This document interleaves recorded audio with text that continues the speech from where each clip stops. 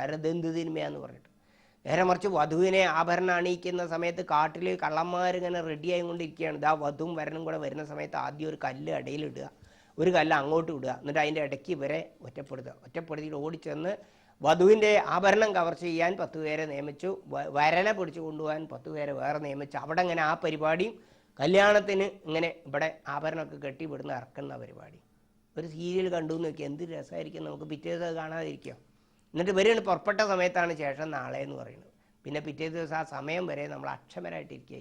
അപ്പോൾ ഈ കുഴപ്പങ്ങളും മറ്റുമൊക്കെ കാണാൻ ബഹുരസം. എന്തുകൊണ്ടാണ്? നമ്മളെ ബാധിക്കുന്നില്ല അതെന്നാണ്. ഭയങ്കരമായിട്ടുള്ളൊരു വെള്ളപ്പൊക്കം സ്ക്രീനിൽ ഇങ്ങനെ കാണുന്ന സമയത്ത് നമുക്ക് രസമാണ്, കൊടുങ്കാറ്റടിക്കുന്ന രസമാണ്, അഗ്നിപ്രളയം രസമാണ്, ഭയങ്കര ലഹള നടക്കുന്നു, നിരവധി ആൾക്കാർ കൊല ചെയ്യപ്പെടുന്നു, ഒക്കെ നമുക്ക് രസമാണ്. കാരണം എന്താണ്? നമ്മളെ ബാധിക്കുന്നില്ല, നമ്മളിരിക്കുന്നത് വേറെ സ്ഥലത്ത്, അത് സംഭവിക്കുന്നത് വേറെ മണ്ഡലം. അതുകൊണ്ടാണ് രസിക്കാൻ പറ്റുന്നത്. നേരെ മറിച്ച് ഒരു അങ്ങാടിയിൽ ലഹള നടക്കുന്ന സമയത്ത് അതിൻ്റെ ഇടയിലാണ് നമ്മൾ വെച്ചാൽ ആ സ്റ്റണ്ട് പടത്തിലുള്ള അതേ മരില്ലേ നമുക്ക് നോക്കി രസിക്കാമെന്ന് പറഞ്ഞാൽ നമുക്ക് നോക്കി രസിക്കാൻ കഴിയുമോ? അവിടെ നമ്മൾ ഓടി രക്ഷപ്പെടുക, കാരണം നമ്മൾ അതിൽ ഇൻവോൾവ്ഡ് ആണ്. നേരെ മറിച്ച് അതിൽ ഇൻവോൾവ്ഡ് അല്ല വാസ്തവത്തിൽ സിനിമ കാണുന്ന സമയത്ത്. ആ സിനിമയിൽ നടക്കുന്ന വേറെ ലോകം, ഞാനിരിക്കുന്ന വേറെ ലോകം. അവിടെ എന്ത് സംഭവിച്ചാലും എന്നെ അതൊന്നും ബാധിക്കില്ല എന്ന് നമുക്ക് പരിപൂർണ്ണ ഉറപ്പാണ്. ഇതുപോലെയാണ് അന്തര്യാമി എന്നുള്ള അവസ്ഥയിലാണ് നമ്മൾ ഇരിക്കുന്നതെങ്കിൽ ഈ ബ്രഹ്മാണ്ടത്തിൽ എത്ര ആറ്റം ബോംബ് വീണാലും എന്തെല്ലാം കുഴപ്പങ്ങൾ നടന്നാലും ഭൂമി കുലുങ്ങിയാലും അഗ്നിപ്രളയം ഉണ്ടായിക്കഴിഞ്ഞാലും എന്തുണ്ടെങ്കിലും അതൊക്കെ നോക്കി കണ്ട് രസിക്കുന്ന ഒരവസ്ഥ, അന്തര്യാമി എന്ന് പറഞ്ഞ അവസ്ഥയിലാണ് ഇരിക്കുന്നതെങ്കിൽ ഇതൊന്നും നമ്മളെ ബാധിക്കുന്നില്ല എന്ന് നമുക്കറിയാം. നേരെ മറിച്ച് അന്തര്യാമിത്വം മറന്നിട്ട് ഈ മാധ്യമങ്ങളാണ് ഞാനെന്ന തെറ്റിദ്ധാരണയ്ക്ക് അടിമപ്പെട്ടത് കൊണ്ടാണ് ബ്രഹ്മാണ്ടത്തിൽ അനീതി അക്രമമായിട്ട് എനിക്ക് കാണേണ്ടി വന്നു എന്നാണ് പറയുന്നത്. അപ്പോൾ അതുകൊണ്ട് എന്താ ഇനി നമ്മൾ ചെയ്യേണ്ടത്? ബ്രഹ്മാണ്ടം ഇങ്ങനെ തന്നെയായിരുന്നു പണ്ട്, ഇപ്പോഴും അങ്ങനെയാണ്, ഇനി ഭാവിയിലും ഇങ്ങനെ ആയിരിക്കും. അതുകൊണ്ട് ഈ ലോകത്തെ ഒന്ന് നന്നാക്കാൻ ശ്രമിച്ചാൽ എത്ര അവതാരങ്ങൾ എടുത്താലും എത്ര ആളുകൾ എന്തെല്ലാം പദ്ധതി എടുത്താലും ഈ പ്രപഞ്ച സംവിധാനം ഒന്ന് നന്നാക്കിയെടുക്കണം. ഇവിടുത്തെ അനീതി അക്രമം ഒന്ന് നിർത്തിയിട്ട് ഇവിടെ നീതിയും ക്രമം ഒന്ന് പുനഃസ്ഥാപിക്കണം എന്ന് വിചാരിച്ച് ആരെല്ലാം ശ്രമിക്കുന്നുവോ അവർ മുഴുവനും എന്തായിരിക്കും? കൂടുതൽ ക്ലേശത്തിലേക്ക് ആണ്ടുപോവുക ചെയ്യുക.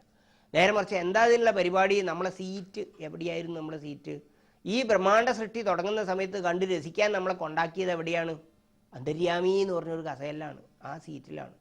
അപ്പോൾ അവിടെ നമ്മൾ തിരിച്ചു പോയി ഇരുന്നൊന്ന് നോക്കുക. നോക്കി കഴിയുമ്പോൾ ഏതാവാനസ്യ മഹിമ, ഇതൊക്കെ നല്ല രസമുണ്ട്. നൈനം ചിന്നന്തി ശസ്ത്രാണി, അതിനെ വാസ്തവത്തിൽ ഇവിടെ ഒന്നും സംഭവിക്കുന്നില്ല. ഒരു അനീതി അക്രമം ഇവിടെ സംഭവിക്കുന്നില്ല, നീതി അക്രമം മാത്രമേ സംഭവിക്കുന്നുള്ളൂ എന്ന് ആ സീറ്റിലിരുന്ന് നോക്കിയാലേ നമുക്ക് തിരിച്ചറിയാൻ പറ്റുള്ളൂ. അതുകൊണ്ട് അന്തര്യാമി എന്ന് പറഞ്ഞ അവസ്ഥയിലേക്ക് നമ്മൾ തിരിച്ചു പോകണം. അതിൽ ശരീര മനോബുദ്ധ്യാദികളാണ് എന്നുള്ള അവസ്ഥയിൽ നിന്ന് നമ്മൾ വിടണം. അപ്പോൾ ഭാഗവതത്തിൽ എന്താണ്? 7-ാം ദിവസം തക്ഷകം കടിച്ച് മരിക്കും എന്നുള്ള വിവരം കിട്ടി. ഉടനെ ആ വിവരം കിട്ടിയോടുകൂടി അദ്ദേഹം പ്രായോപവേശം ചെയ്യാൻ തീരുമാനിച്ചു. മന്ത്രിമാർക്കും ഭാര്യമാർക്കും ഒക്കെ അവരെന്തിനു വേണ്ടിയാണോ തന്നെ ആശ്രയിക്കുന്ന ആൾക്ക് അവർക്ക് തിരിച്ചേൽപ്പിച്ചതിന് ശേഷം അദ്ദേഹം പ്രായവേശം ചെയ്യാണ്. പ്രായവേശം ചെയ്ത് പണ്ഡിതന്മാരോട് ചോദിച്ചു, എന്നെ രക്ഷിക്കാൻ ആർക്ക് കഴിയും?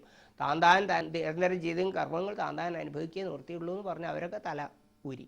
അവനവനെ കർമ്മപോലെ അനുഭവിക്കാതിരിക്കാൻ പറ്റില്ല എന്ന് പറഞ്ഞു പണ്ഡിതന്മാരൊക്കെ.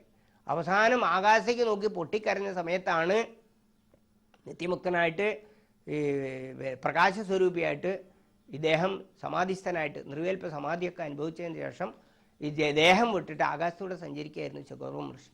അപ്പോൾ അദ്ദേഹം ഈ കരച്ചിൽ കേൾക്കുകയാണ്. കരച്ചിൽ കേട്ട സമയത്ത് തോന്നി ഇത് ശരിക്ക് അർഹതയുള്ള ഒരു കരച്ചിലാണ്, അവിടെ വല്ലതും പറഞ്ഞു കൊടുത്താൽ ഫലിക്കും എന്ന് തോന്നി അദ്ദേഹം താഴോട്ട് ഇറങ്ങി.